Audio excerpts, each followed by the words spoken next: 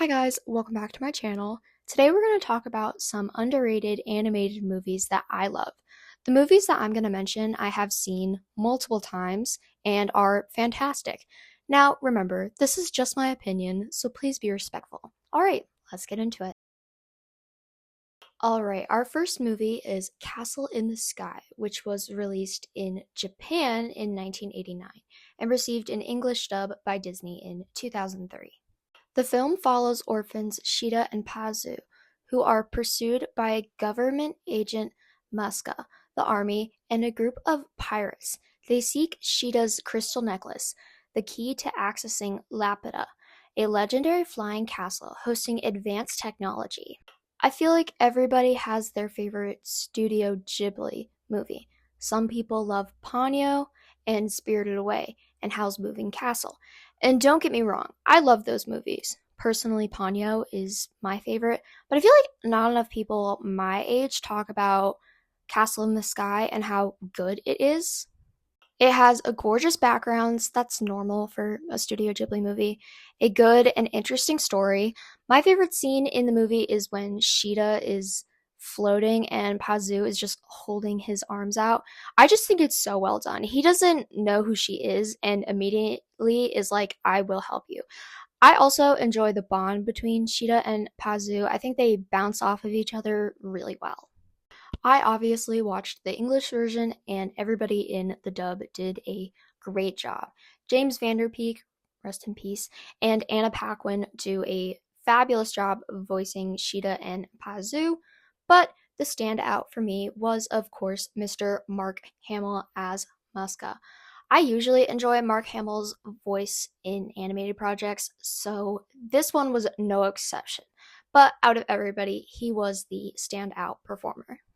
The original dub of the film, along with Kiki's delivery service, was released only on the Japanese Studio Ghibli Laserdisc collection in 1996, and on the first Region 2 DVD release in 2002, both of which are now out of print. However, the Disney version was recorded back in 1998, and it was planned for a release on video in 1999. But the release was canceled as Princess Mononoke didn't fare well as in the US versus how it did in Japan. So the film's release date was pushed back again, and finally the completed dub was screened at selected children's film festivals. The film was finally released on DVD and video in the US on August 16, 2003, alongside a re-release of Kiki's Delivery Service and Spirited Away. This first release had some little changes, like adding dialogue where it originally wasn't present, and a partially reorchestrated version of the score. These changes received mixed reviews. The movie received another re-release in 2010, and post-2010 there have been two different mixes of the Disney dub, one with the original score and one with the revised score. The movie received its first Blu-ray release by Disney on May 22nd, 2012. Overall, this movie is great and a really underrated one from Studio Ghibli. I would totally recommend checking it out. Next up is Rise of the Guardians from 2012. The film follows immortal childhood figures, Santa Claus, the Tooth Fairy, Easter Bunny, and the Sandman, who recruit the reluctant Jack Frost to stop Pitch Black, the boogeyman, from destroying children's beliefs and plunging the world into fear. I love this movie so much. It has a great story. I think including all of these childhood figures was a really cool choice, and it makes so much sense. Plus, Pitch Black is a really cool villain. My favorite scene in the movie is probably the opening scene with Jack coming out of the water and being chosen by the moon. It's a great setup to find out what happens to Jack. The cast for this movie is great. You got Chris Pine as Jack Frost, Hugh Jackman as the Easter Bunny, Jude Law as Pitch Black, Alec Baldwin as Santa Claus. Overall, just great cast. This was one of the first movies I remember seeing in theaters, and I remember loving it, but apparently it was a failure at the box office.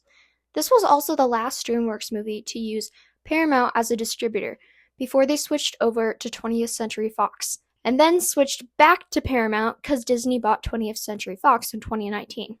Side note, Does anyone remember the Happy Meal toys this movie had?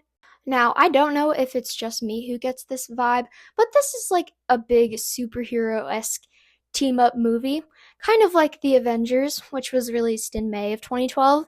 Maybe Paramount and DreamWorks got jealous of Marvel's successful team up movie, since Paramount owned the rights to the MCU before Disney bought them. But that's just a thought. Next is another DreamWorks movie, The Croods, which was released in 2013. The film follows a prehistoric, overprotective father. No, not that one.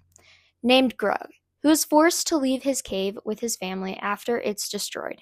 Guided by a creative, modern human named Guy, the family treks through a dangerous, evolving landscape, shifting from blind fear of the unknown to embracing curiosity and survival.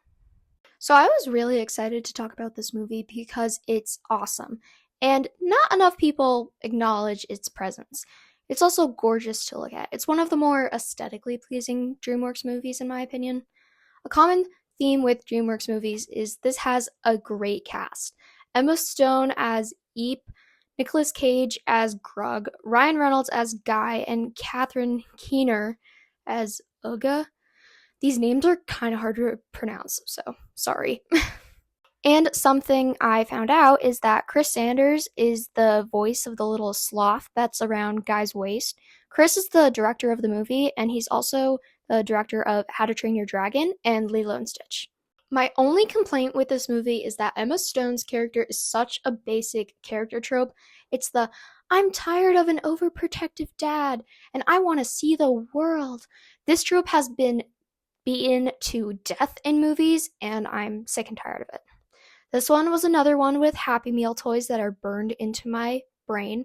Also, in 2025, memes referencing the movie emerged online. The most common one is the main character, Grug, saying, "It rhymes with Grug." This movie also got a sequel in 2020, and I haven't seen it, nor do I want to, because this movie is perfectly fine without a sequel.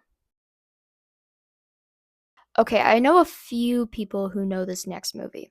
Monster House was released in 2006.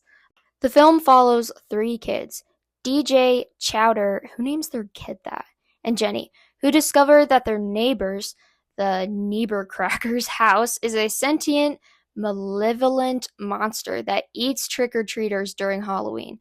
They must destroy the house's heart, it's in the furnace, to stop it, uncovering its possessed spirit of Niebercracker's late wife. The film's animation was done by Robert Zemeckis' studio, Image Movers, who also did The Polar Express and A Christmas Carol, so that's why it looks so uncanny. Now, as a kid, I hated this movie so much, probably because of the animation and the house. I dare you to show a little kid a picture of the house in monster form from this movie and not be terrified. But as I've gotten older, I do appreciate it a lot more for what it is. I actually think it's a really cool idea, and the inside of the house is really animated well. This is another movie with a stacked cast. Mitchell Musso as CJ, Sam Lerner as Chowder, Spencer Locke as Jenny, Steve Buscemi as Mr. Niebercrackers, John Heder as Skull, and Kathleen Turner as Mr. Niebercracker's late wife. Overall, I'd say if you're looking for a new movie to watch for Halloween this year, I'd recommend this one. Something else I didn't like about this movie as a kid was the DVD menu, because I own this on DVD, and when you press play to play the movie, the house tongue comes out and brings you inside.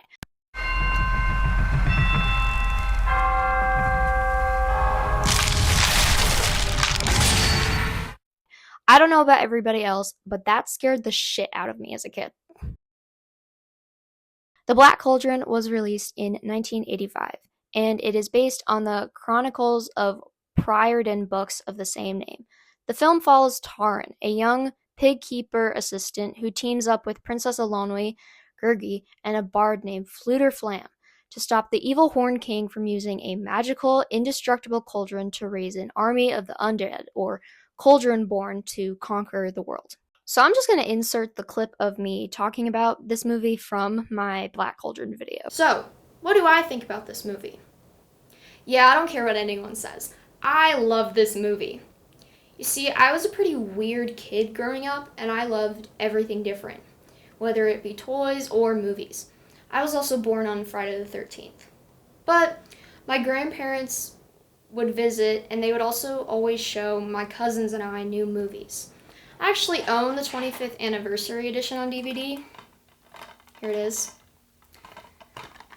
And I feel like this movie really kicked off my fantasy mystery obsession. I watched Scooby-Doo and Gravity Falls endlessly growing up. I still do. Because they have that kind of adventure and horror fantasy elements found in the movie. Unfortunately, because this movie almost killed the company, nobody acknowledges it, which sucks. The story is really cool and creative, and even though it's based on a book, it feels really original. People complain that Disney is kind of boring nowadays, so if you miss 2D animation and a decent story, I would totally recommend this. It has a ton of those classic Disney elements in it. So if you're looking for something fun and different from Disney, I would totally recommend checking this out. It's a blast. You can hear more about the Black Cauldron in my other video about the movie's terrible production. The Box Trolls was released in 2014 and is based on the 2005 novel Here Be Monsters. Eggs is an orphan who lives with the Box Trolls, a community of quirky, mischievous creatures who inhabit a cavern beneath the city of Cheesebridge. When the villainous Archibald Snatcher hatches a plan to get rid of the pretty harmless beings, Eggs decides to go above ground, where he meets and befriends a feisty girl named Winifred, devising a daring plan to save the Box Trolls from extermination. The movie's animation was done by Laika Studios, the same studio who did Coraline and Paranorman. This was another movie I remember seeing in theaters as a kid. I wasn't a huge fan of stop motion animation when I was younger. I just found those movies to creep me out. However, with this one, I wasn't freaked out or scared that much. I actually really enjoy this movie. I love the Box Trolls design, and they look so cool and freaky in a fun way. Eggs and Winnie also are really cool. I like their little friendship they have. I also thought the Box Trolls cave was really aesthetically pleasing, and the villain's design is so ugly and freaky, but it works in the context of the story, I'd say, pretty well. And the movie did fairly well with critics and did well at the box office, so I'm surprised this movie isn't talked about more. It's a lot of fun, so go check it out if you haven't seen it. Paranorman was released in 2012. Young Norman Babcock has the ability to speak with the dead. Basically, he's the kid from The Sixth Sense, and he often prefers their company to that of the living. Norman receives word from his strange uncle Prendergast that a centuries-old witch's curse on their town is real and about to come true, and that only Norman can stop it. When zombies rise from their graves, Norman must summon all of his courage and compassion and push his paranormal abilities to the limit to save his fellow townspeople. Like I mentioned earlier, the movie's animation was done by Laika Studios, the same studio who did Coraline and the Box Trolls. So my memory of watching this movie was when we rented it from the library and we drove up to my grandparents' house. So we would watch this in the car. And I remember thinking it was weird, but I liked it. I like all the character models. My only really thing with this movie is that everyone is kind of a jackass to Norman, which is like so weird. Even his parents and his own like siblings, which is just so not fun. But I will say the ghost and the zombies, they're really cool to look at. Something that is cool about this movie is that at the end, the character Mitch comes out as gay, making him the first openly gay character in a mainstream animated movie.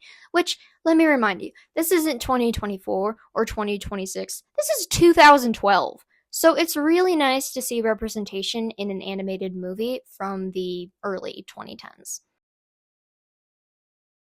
Ferdinand was released in 2017. It is based on the 1936 children's book, The Story of Ferdinand. Ferdinand is a young bull who escapes from a training camp in rural Spain after his father never returns from a showdown with a matador. Adopted by a girl who lives on a farm, Ferdinand's peaceful existence comes crashing down when the authorities return him to his former captors. With the help of a wisecracking goat and 3 hedgehogs, the giant but gentle bovine must find a way to break free before he squares off against El Primero, the famous bullfighter who never loses. This was another movie I remember seeing in theaters, and I thought it was really cute. Blue Skies is known for doing Ice Age and Rio, but I feel like everyone forgets about this movie and how entertaining it is. I enjoy the backgrounds, and the story kind of reminds me of Wreck-It Ralph, in which the main character doesn't want to do what everybody is expecting him to do. In Ferdinand's case, it's being a bull who competes in bullfighting matches. We got another great cast lineup for this movie. John Cena as Ferdinand, Kate McKinnon as Lupe, Gina Rodriguez as Una, Bobby Cannavale as Valiente's father and Valiente, and David Tennant as Angus. There are 2 scenes from this movie I feel like everybody knows. The first one is, see, this is the beautiful horsey side, and that is the stinky bull side. Beautiful horsey stay here, and you ugly beast stays there. And then there's, I'm Una. I'm Dos. And I Cuatro. Oh, what happened to Trace? We do not speak of Tres. I think John Cena did a pretty good job considering this is like his first time doing an animated movie where he isn't voicing himself. My other favorite character in this movie is Angus. I just find him so entertaining, and I love David Tennant, so it's a win-win. Overall, it's a nice updated version of the story, and I think more people should go and watch this. It's really funny and enjoyable. There's also, from a very long time ago, a 1938 short made by Disney about this story.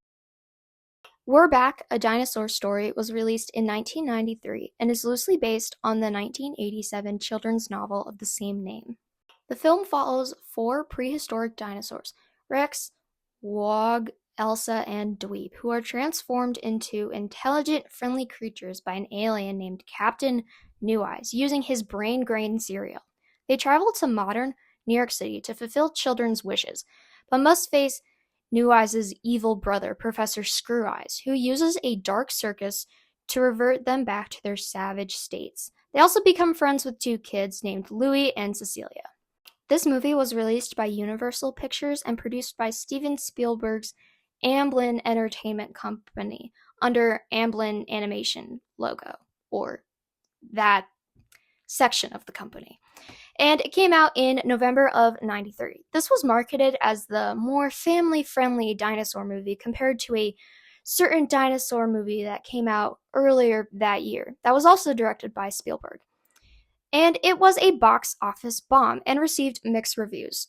People praised it for its animation, score, and voice performances, while its story, pacing, and lack of character development received major criticism. We got another great cast here. John Goodman as Rex, Felicity Kendall as Elsa, Charlie Fleischer as Dweeb, Walter Cronkite as Captain New Eyes, Jay Leno as Vorb, Martin Short as Stubbs the Clown, and Yeardley Smith as Cecilia. She's best known for voicing Lisa Simpson from The Simpsons. This is another movie I own on DVD and have seen tons of times. So this was my introduction to dinosaurs as a kid, along with some other movies and TV shows. Now, in terms of this movie, if it's good or bad, it's okay. I like the animation, it's really nice. I like the New York setting. Ironically, it makes me think of Oliver and Company. Rex and Captain New Eyes are probably my favorite characters. They're so gentle and kind, give that warm feeling. I also love Cecilia. She's funny and feisty. But the plot is kind of a mess. And there's one scene in this movie where the dinosaurs are singing at the Macy's parade. Can you tell this was made in the 90s?